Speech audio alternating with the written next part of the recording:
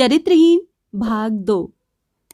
दिन में 10 बजने के बाद किसी तरह स्नान पूजा समाप्त करके दिवाकर रसोई घर के सामने खड़ा होकर पुकारने लगा, ए महाराज जी, जल्दी भात परोसिए, काफी दिन चढ़ाया है। पास ही भंडार घर था। उसकी आवाज सुनकर उसकी ममेरी बड़ी बहन महेश्वरी बाहर आकर बोली, ए दीबू, मैं तेरी ही प्रतीक्षा कर रही हूँ भैया, ठाकुर जी की पूजा तो कराओ, सारा इंतजाम कराई हूँ मेरे राजा भैया। महेश्वरी इस घर की बड़ी लड़की और मालकिन है।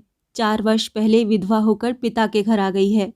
दिवाकर स्तंभित होकर कुछ देर चुप होकर बोला, मैं ये काम नहीं कर सकूंगा, मेरे कॉलेज का पहला घंटा खराब हो जाएगा।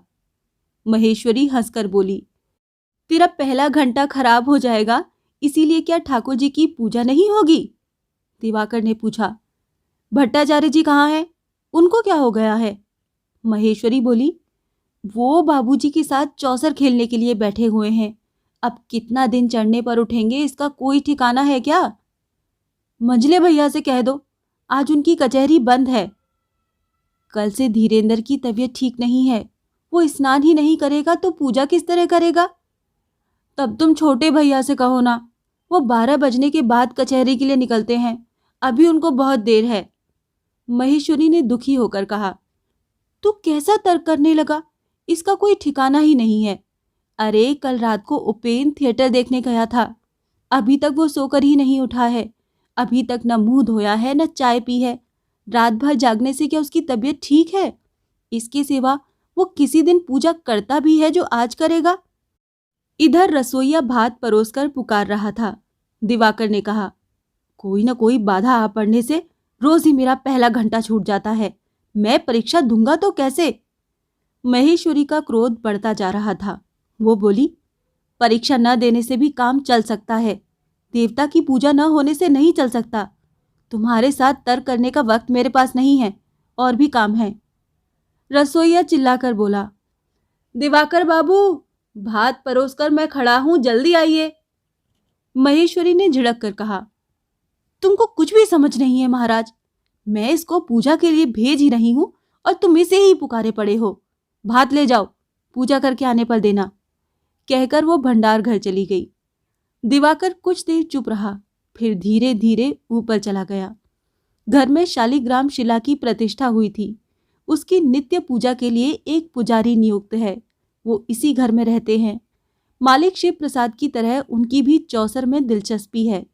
कुछ दिन हुए शिव प्रसाद सरकारी नौकरी से पेंशन लेकर अपने बड़नगर वाले मकान पर आकर रहने लगे हैं। सवेरे चाय पी लेने के बाद ही पुजारी की बुलाहट होती है। भूतो, भट्टाचार्य जी को एक बार बुला लाओ, एक बाजी हो जाए। फिर एक बाजी 2 बाजी करते करते दिन चढ़ जाता है। पुजारी जी को पूजा करने का समय ही नहीं मिलता।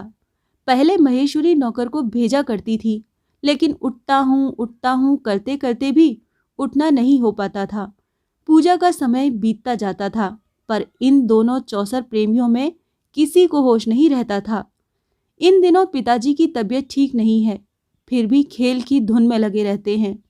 इस ख्याल में अब महेश्वरी पुजारी जी को नहीं बुलाती, इससे उससे जिस किसी से, अर्थात दिवाकर से पूजा करा लेती है। प्रातः चाय पीने का अभ्यास और अवकाश दिवाकर को नहीं था, क्योंकि इस समय उसको नौकर के साथ बाजार जाना पड़ता था। आज बाजार से लौटकर नित्य कर्म पूरा करके वो भात खाने के लिए आया था। दिवाकर पूजा के लिए चला तो गया, लेकिन आसन पर बैठकर सोचने लगा। दूसरे के घर में रहने का यही सुख है। यद्यपि अच्छी तरह होश संभालने के बाद से दूसरे के घर में ही रहता आया है और उसे अनेक दुखों को सह लेने की आदत भी पड़ गई है, लेकिन मनुष्य की जो वस्तु किसी दुख से भी नहीं मरती, वही भविष्य की आशा। वो तमाम आघात खाकर भी उसके हृदय में अभी भी सिर उठाकर खड़ी थी। इसी कारण पहला घंटा छूट जाने की आशंका से क्रोधवश उसकी सारी देह जल उठी थी।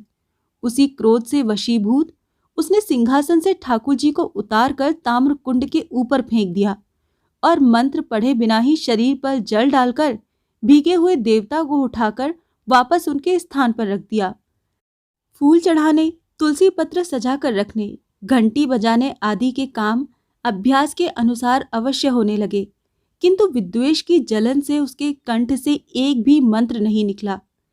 इस तरह पूजा का तमाशा खत्म करके जब उठ खड़ा हुआ, तब ये ध्यान आया कि पूजा तो बिल्कुल भी नहीं हुई। फिर से पूजा करने बैठ जाऊं या नहीं, ये दुविधा एक बार उसके मन में जाग उठी। किंतु उसके साथ ही उसको ये बात भी याद पड़ गई कि कॉलेज का पहला घंटा बीत रहा है।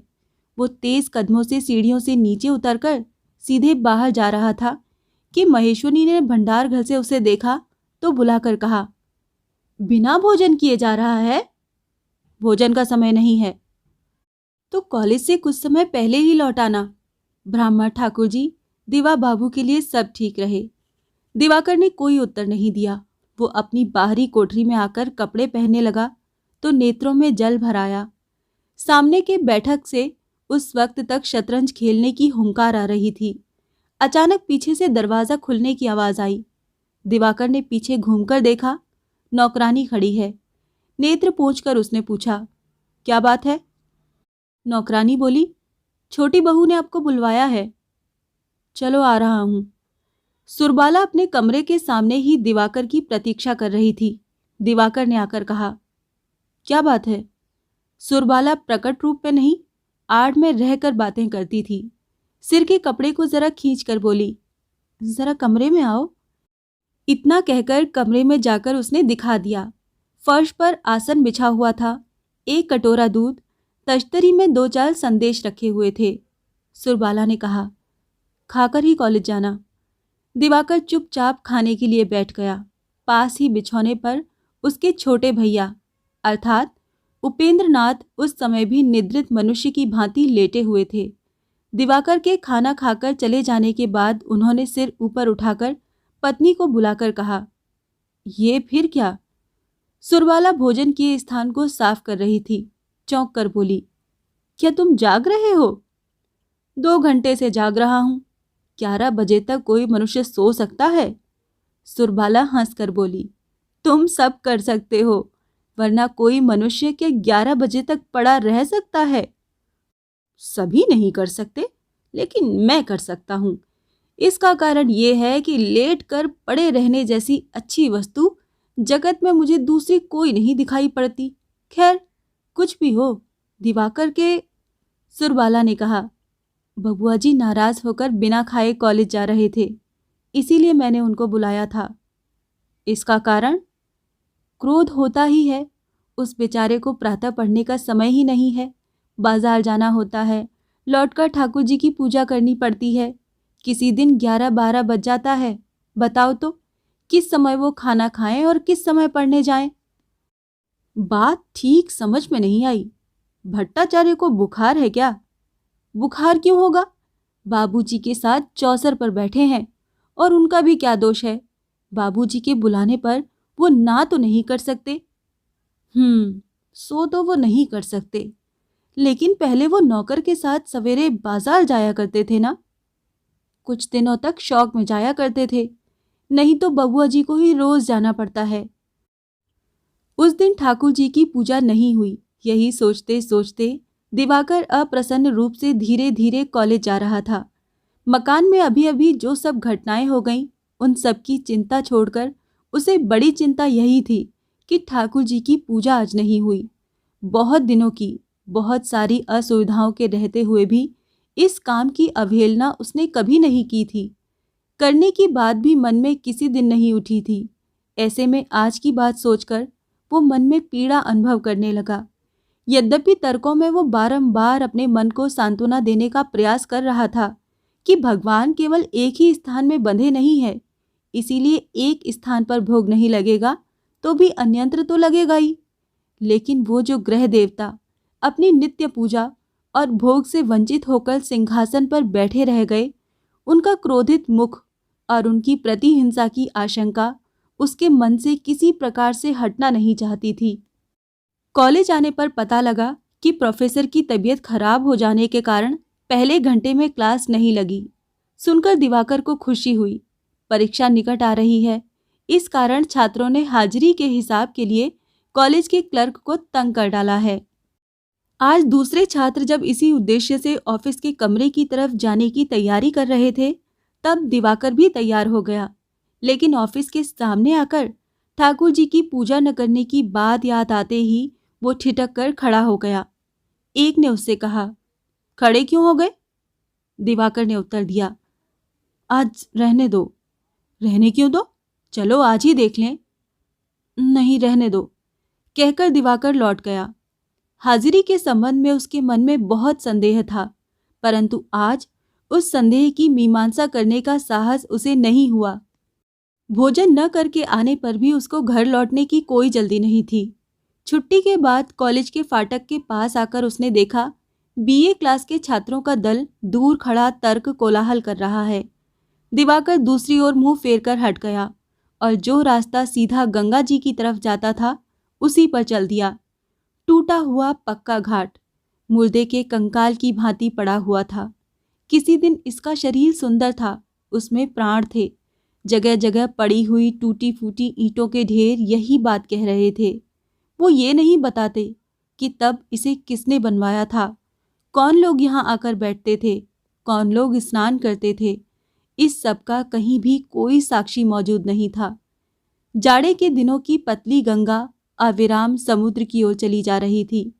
किनारे पर खेतों में जौ की बालियां सिर उठाकर धूप की गर्मी और गंगा जी की वायु का सेवन कर रही थीं।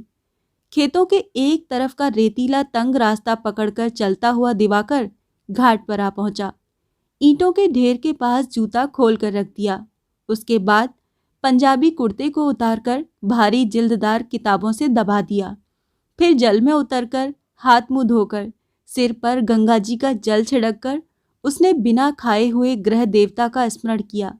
आदि से अंत तक सभी मंत्रों का सावधानी से उच्चारण कर गंगा जी में जलांजलि प्रवाहित कर प्रणाम कर जब वो उठा, तब उसके हृदय का बोझ हल्का हो गया था। कुर्ता पहनकर किताबें लेकर जब वो चला, तब दिन ढल रहा था। उस वक्त भी हिंदुस्तानी स्त्रियां घाट के एक किनारे पर बैठकर सिर पर सज्जी मिट्टी मल रही थीं। छोटी बहू सुरबाला के पिता ठेकेदारी के काम में काफी दौलत पैदा करके आजकल बक्सर वाले मकान में रहने लगे थे। उनकी 2 लड़कियां थीं। सुरबाला बड़ी थी और शची छोटी। शची की अभी तक शादी नहीं हुई थी। वो बक्सर में पिता के घर पर ही रहती थी। पिता के घर में सुरबाला को पाशुराज के नाम से पुकारते थे। ये नाम उनके पितामह ने रखा था। इसका कारण था कि मोहल्ले के अंधे, लंगड़े, बिल्ली, कुत्ते, विलायती चूहे, कबूतर, गौरैया मिलाकर प्राय 100 से अधिक प्राणी उसके आश्रय में पलते थे। उनमें से किसी को भी किसी दिन भी ममतावश वो छोड़ नहीं सकती थी। अभी तक वो शची की कृपा से पल रहे हैं। सुरबाला के नाम का विवरण महेश्वरी जानती थी। उसके द्वारा यहाँ भी वो नाम प्रचलित हो गया था। जो लोग बड़े थे वो संक्षेप में पाशु कहकर पुकारते थे।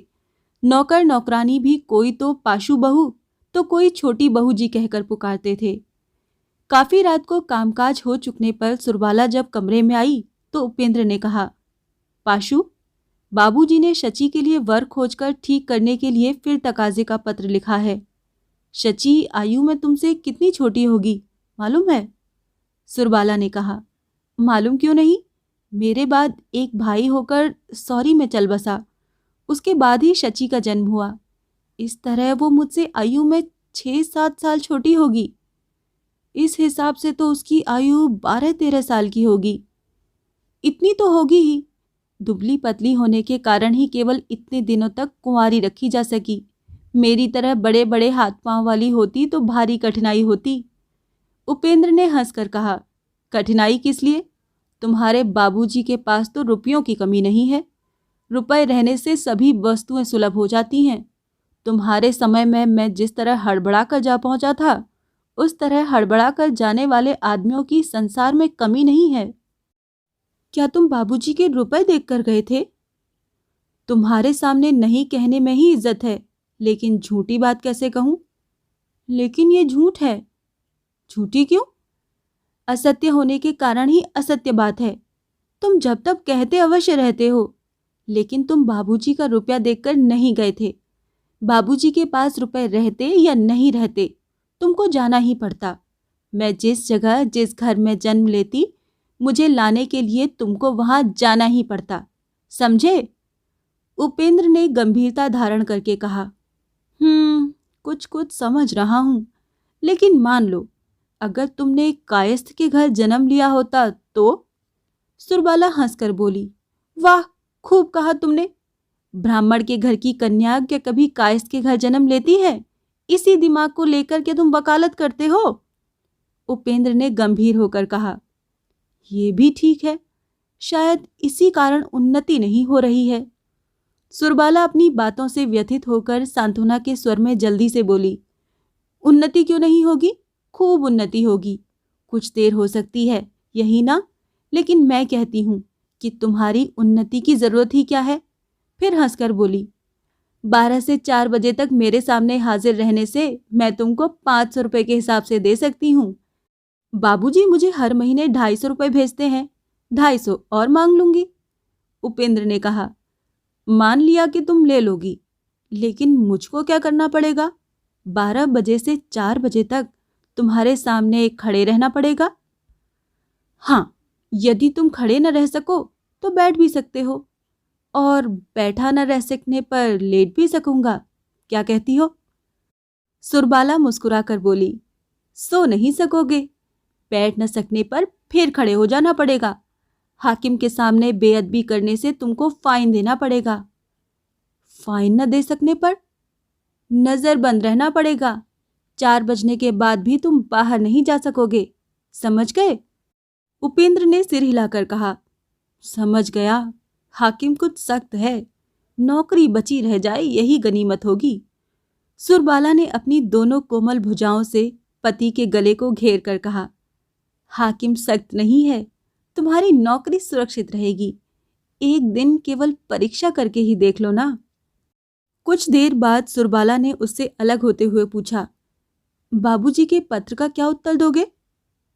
खोजने की आवश्यकता ही नहीं है, पात्र खुद ही हाजिर हो जाएगा, यही उत्तर दूंगा।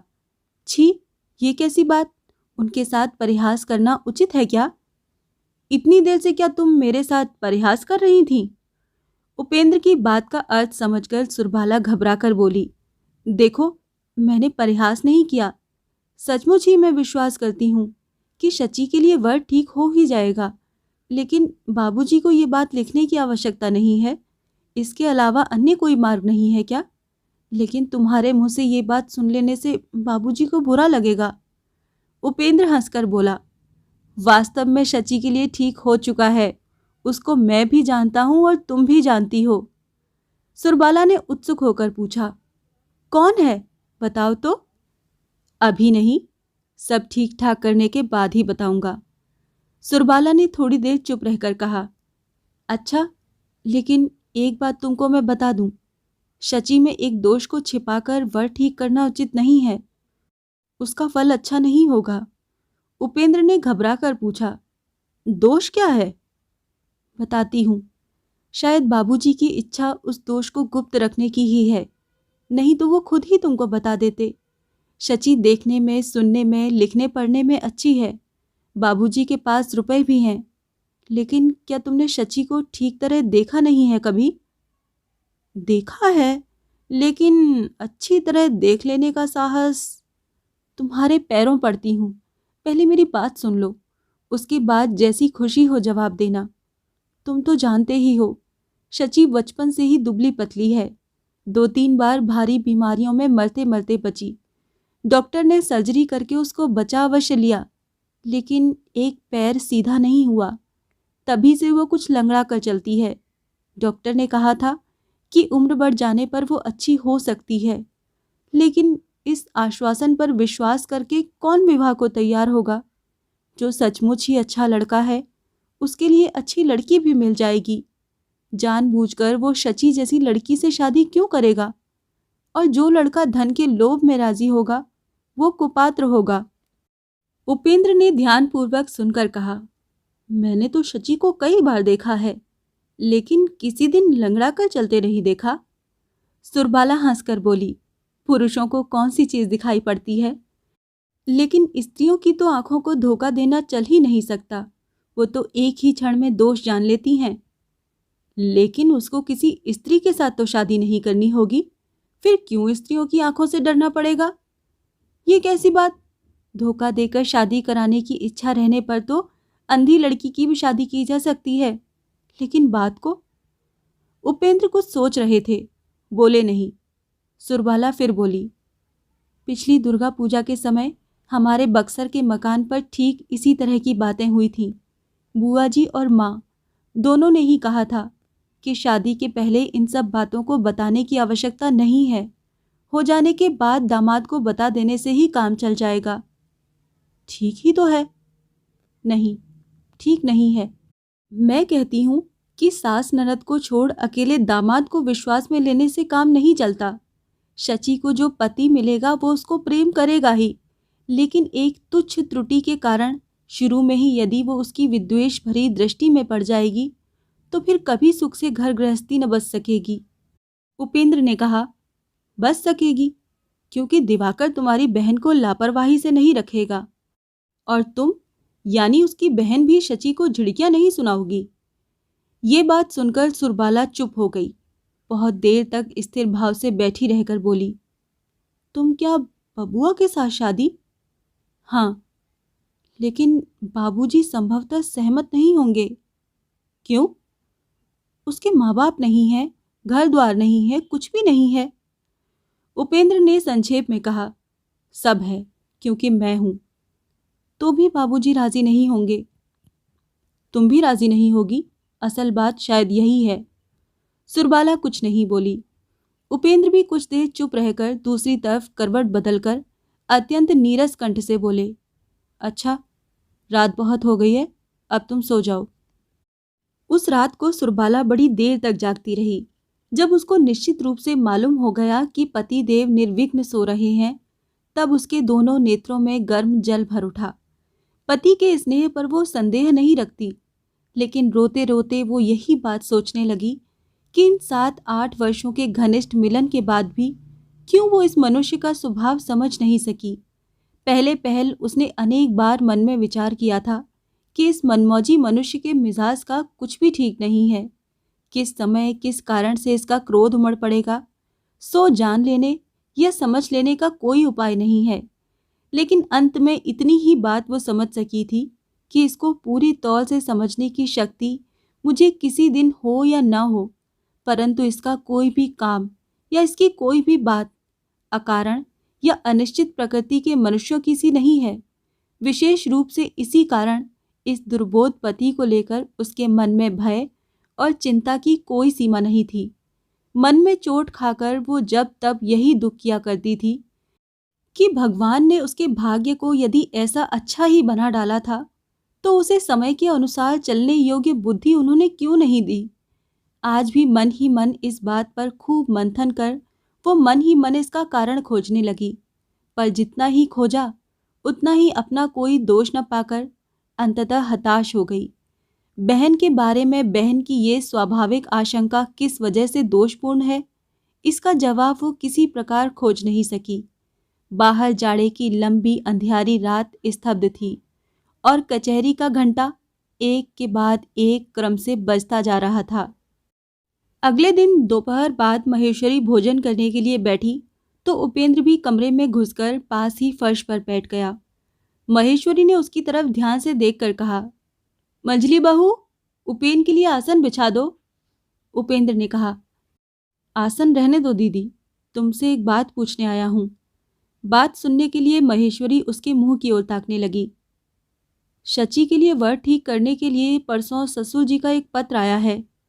तुम उन लोगों की सारी बातें जानती हो, इसीलिए मैं पूछ रहा हूँ, शची के शरीर में कोई दोष है? महेश्वरी के पति ने स्वास्थ्य बिगड़ जाने पर अंत में करीब 4-5 साल बक्सर में ही प्रैक्टिस की थी। वहां रहते समय सुरबाला के पिता का ही एक मकान किराए पर लेकर उनके पड़ोस में ही वो लोग रहते थे, इसीलिए दोनों परिवारों में अत्यंत घनिष्ठता हो गई थी। सुरबाला के विवाह का संबंध भी महेश्वरी ने ही ठीक किया था। महेश्वरी एक क्षण उपेंद्र के मुंह की ओर ताकती रह गई, फिर बोली, पाशु क्या कहती है? वो कहती है शची कुछ लंगड़ी है। महेश्वरी ने तनिक हंसकर कहा, लंगड़ी नहीं, बचपन में सर्जरी होने की वजह से वो बाएं पैर से कुछ खींच कर चलती थी, इतने दिनों में शायद वो ठीक हो गया हो। और कोई दोष नहीं है? नहीं। सुनता हूँ ससुर जी के विपुल संपत्ति है। तुमको क्या जान पड़ता है दीदी? मुझे भी यही जान पड़ता है। तब उपेंद्र और कुछ पास खिसक कर आ गया और अपने कंठ का स्वर कुछ धीमा बनाकर बोला, तो मैं तुमको एक बात कहता हूँ दीदी। शची और उसकी बहन दोनों ही जब भविष्य में संपत्ति की उत्तराधिकारिणी होंगी, तब इतनी बड़ी संपत्ति हाथ से निकल जाने देना बुद्धिमानी का काम नहीं है। महेश्वरी ने हंसकर कहा, बात तो ठीक ही है, लेकिन उपाय क्या है, जरा सुनूं तो। हंसने की बात नहीं है। पाशु को चिढ़ाने के लिए ये बात मैंने नहीं की है। मैंने दिवा के बारे में सोच लिया है। सुनते ही महेश्वरी का चेहरा उतर गया। वो दिवाकर को सह नहीं सकती थी। उपेंद्र ने फिर कहा, क्या कहती हो बहन? महेश्वरी मुंह झुकाए किसी चिंता में रहने का स्वांग दिखाकर भात परोस रही थी। मुंह ऊपर उठाकर हंसकर बोली, अच्छी बात तो है। उपेंद्र ने कहा, केवल अच्छी बात कह देने से तो काम नहीं चलेगा बहन। ये काम तुम्हारा ही है। पाशु की शादी तुमने ही कराई थी। अब वो कहती है उसकी तरह सौभाग्यवती सभी हों। मेरा विश्वास है तुम जिसमें हाथ डालोगी उसमें ही सोना निकल पड़ेगा। महेश्वरी ने कहा, लेकिन शची में जरा सा दोष तो है, इसीलिए तो तुमसे हाथ डालने के लिए कह रहा हूं। तुम्हारे पुण्य से सब दोष मिट जाएंगे। उपेंद्र की बातों से महेश्वरी का दिल पसीजता जा रहा था। उसने कहा, लेकिन उपेंद्र, दिवाकर का मिजाज मेरी समझ में नहीं आता। घर में रहते हुए भी वो मानो घर का ना होकर पराया है। इसी कारण डर लगता है, पीछे कहीं इतनी ही त्रुटि को लेकर अंत में एक भारी अशांति न खड़ी हो जाए। फिर एक बात और है, क्या दिवाकर राजी होगा? क्यों नहीं होगा दीदी? इस संसार में उसका अपना तो कोई भी नहीं है। ये सुविधा छोड़ देना केवल मूर्खता ही नहीं, पाप भी है। महेश्वरी हंसकर बोली, ये क्या तुम्हारा वकालत का पेशा है कि केवल मुवक्किल के रुपयों पर दृष्टि रखकर और सब तरफ से मुंह फेर लोगे? पसंद नापसंद भी तो कुछ होती है। होती है तो होने दो दीदी। जो लोग इसी को लेकर उलट फेर करना चाहते हैं वो भले ही करें, लेकिन हम लोग उस दल में जाना नहीं चाहते। और शची जैसी लड़की जिसे पसंद न हो उसे तो विवाह के विषय में सोचना ही नहीं चाहिए। उपेंद्र की व्याग्रता देखकर महेश्वरी ने कहा, शायद वो आज कॉलेज नहीं गया। एक बार उससे ही पूछकर देख लो ना, उसकी क्या राय है। शायद वो अपनी कोठरी में ही है। उसकी बात सुनते ही उपेंद्र ने पुकार लगाई, अरे कौन है वहां? भूतो, एक बार दिवाकर बाबू को बुला दे, कहना कि जीजी बुला रही हैं। थोड़ी ही देर बाद दिवाकर ने कमरे में प्रवेश किया। उसके घुसते ही उपेंद्र बोल उठे, तेरी शादी की बात मैंने ठीक कर दी है दिवा। परीक्षा के बाद तिथि निश्चित की जाएगी। बहन भट्टाचार्य जी से पत्रा देखने को कह देना और बाबूजी से पूछकर एक बार उनकी राय भी जान लेना। शची के साथ ब्याह होगा, सुनकर वो बहुत खुश होंगे। तू मुंह बाई क्या देख रहा है? तेरी छोटी भाभी की छोटी बहन है शची, उसे तूने देखा नहीं है? देखा नहीं है तो शची को देखने की आवश्यकता भी नहीं है। अभी थोड़ी ही देर पहले मैं बहन से कह रहा था कि वैसी लड़की को जो पसंद नहीं करता उसे शादी ही नहीं करनी चाहिए। बचपन में बाएं पैर में घाव की चीड़फाड़ हुई थी, इसीलिए उस पैर को जरा खींच कर चलती थी। उस बात पर अभी अभी मैं बहन से कहने जा रहा था कि जरा सा दोष, थोड़ी सी त्रुटि यदि आत्मीय होकर दिवाकर क्षमा नहीं कर सकता तो दूसरा कोई कैसे करेगा? इसके अलावा छोटे मोटे दोष को लेकर हल्ला गुल्ला मचाना तो उच्च शिक्षा का फल नहीं है, ये तो नीचता होगी।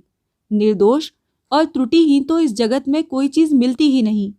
ऐसी चीज की आशा करके बैठे रहना और पागलपन एक ही बात है। दिवा इस बात को समझता है। और तुमसे कहना क्या है बहन? दिवाकर के साथ शादी होगी सुन लेने पर सुरबाला के आनंद की सीमा ही नहीं रहेगी। ओह हाँ, शायद तेरा समय नष्ट हो रहा है, तो इस समय तू जा, मैं भी ससुर जी को पत्र लिखता हूँ। इतना कहकर उपेंद्र उठे और महेश्वरी को इशारा करके चले गए। महेश्वरी मुंह नीचा किए भात चलाने लगी और दिवाकर अवाक होकर खड़ा रहा। कोई बड़ा तूफान जैसे खरपतवार, धूल, बालू सब उड़ा कर ले जाता है, वैसे ही उपेंद्र विघ्न, बाधा, आपत्ति, अस्वीकृति को अपनी इच्छा के अनुसार उड़ा कर लेते गए। महेश्वरी और दिवाकर दोनों हतप्रभ से शायद यही सोच रहे थे। बहुत देर तक भी जब कोई बात नहीं उठी, तब दिवाकर बोला, ये सब क्या है जीजी? महेश्वरी ने बिना मुंह ऊपर उठाए कहा, सब तो तूने सुन ही लिया। इतनी हड़बड़ी क्यों? शची के विवाह की उम्र बीत रही है और अगले वर्ष एकदम ही लगन नहीं है। इसके बाद दिवाकर के दिमाग में कोई भी बात नहीं आई, किंतु उसको याद आया कि उपेंद्र इस समय पत्र लिख रहे होंगे। थोड़ी देर बाद ही पत्र को लेकर नौकर डाकखाने दौड़ जाएगा। वो कभी भी विवाह नहीं करेगा, यही उसके जीवन का संकल्प रहा है। वो संकल्प इस तरह एकाएक एक क्षण में उड़ जाएगा। ये स्मरण आते ही वो घबराकर उपेंद्र के कमरे की ओर भागा। उसके कमरे में घुसते ही सुरबाला अपने अप्रसन्न मुंह पर सिर का कपड़ा खींचकर अलमारी के किनारे हट गई। उपेंद्र मेज के पास कागज कलम लेकर बैठे हुए थे। मुंह उठाकर उन्होंने पूछा, क्या हुआ? दिवाकर जो कुछ कहने आया था उसको अच्छी तरह सोचने विचारने का समय भी उसे नहीं मिला और आंचल का एक छोर अलमारी की एक तरफ दिखाई देने लगा। वो चुपचाप खड़ा रहा। उपेंद्र ने फिर पूछा, क्या है रे? दिवाकर ने कुछ सहम कर अलमारी की तरफ दृष्टि फेरी। उपेंद्र ने उस संकेत को देखते हुए भी नहीं देखा। बोले, मेरे पास वक्त नहीं है दिवा। दिवाकर ने पास आकर कहा, इतनी जल्दबाजी किस लिए? नहीं, जल्दबाजी तो नहीं है, अब भी करीब 2 महीने का वक्त है। तेरा इम्तिहान हो जाने पर। तो फिर आज ही पत्र लिखने की क्या आवश्यकता है? कुछ दिन बाद लिखने से भी तो काम चल सकता है। चल तो सकता है, लेकिन कुछ दिन बाद लिखने से ही क्या सुविधा होगी? दिवाकर ने धीरे से कहा, सोच विचार कर देख लेना उचित है। उचित तो है ही। तुम ब्याह की चिंता में सोच विचार करो, तुम्हारे इम्तिहान की चिंता मैं करूं? लेकिन ऐसा दायित्व ग्रहण करने के पहले, मतलब किसी विज्ञ व्यक्ति की भांति तुम्हारा कुछ कहना आवश्यक है। अच्छा तो कहो, कुर्सी पर बैठ जाओ, सोच विचार करके क्या देखना चाहते हो, मैं भी तो सुनूं। दिवाकर चुप हो रहा। देखो दिवाकर, कोई भी बात क्यों न ली जाए, अंत में निष्कर्ष यही निकलता है कि सोच विचार करना मनुष्य की शक्ति में नहीं है। कितने ही बड़े विद्वान पंडित क्यों न हो, अंतिम फल भगवान के हाथ में ही होता है। फिर भी पहले से जो कुछ सोच विचार करके देख लिया जा सकता है, उसके लिए तो आधा घंटे से अधिक का समय नहीं लगता। फिर भी यदि कुछ दिनों का समय चाहते हो तो बोलो। दिवाकर बोला, सभी क्या इतनी जल्दी सोच विचार कर सकते हैं? कर सकते हैं, लेकिन ये याद रखने की आवश्यकता है कि चारों ओर बिखरी हुई चिंताओं का अंत ही नहीं है। व्यक्ति अगर सोचने में ही लग जाता है तो 2-4 दिन ही क्यों, 2-4 वर्षों में भी निश्चय नहीं कर पाता। किसी संबंध में मोटे तौर से जो कुछ विचार करके देखते हैं वो यही है कि निर्वाह कर सकूंगा या नहीं। लेकिन शची से ब्याह कर लेने पर यह चिंता तुमको कतई नहीं करनी पड़ेगी। दूसरी बात है नापसंद की। ये निर्णय निश्चय ही एक की ओर से दूसरा नहीं कर सकता। क्या तू यही बात सोच रहा है? प्रकारांत से शची की सुंदरता और संकेत से दिवाकर को बहुत ही लज्जा मालूम हुई। वो बोल उठा, नहीं, बिल्कुल नहीं। तब तो ठीक ही हुआ, क्योंकि वो बात बाह्य आडंबर ही तो है। ये सुंदरता की जो बात है वो मनुष्य के अंदर और बाहर ऐसा जादू जगा देती है कि फिर उसी की अच्छाई बुराई उसके लिए मुख्य वस्तु हो जाती है। पर असल में वो तो कुछ भी नहीं। जिन गुणों को न पाकर लोग सारा जीवन हाय हाय करते हैं, वो आड़ में ही रह जाते हैं। पसंद करने की जो जो वास्तविक चीज है, उस वस्तु को प्राप्त न करने से संसार विफल प्रतीत होता है। उसकी बिना परीक्षा किए ही, बिना विचार किए ही भगवान की दुहाई लोग देने लगते हैं।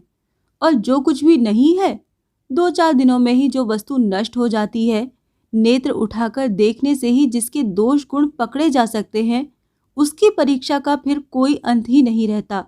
दिवाकर, 15.5 आना की ओर से यदि आंखें बंद कर सकते हो तो शेष 2 पैसे के लिए गुरुजनों का विरोध मत करो। मैं आशीर्वाद देता हूँ कि तुम्हारा भविष्य उज्जवल से उज्जवलतर होगा।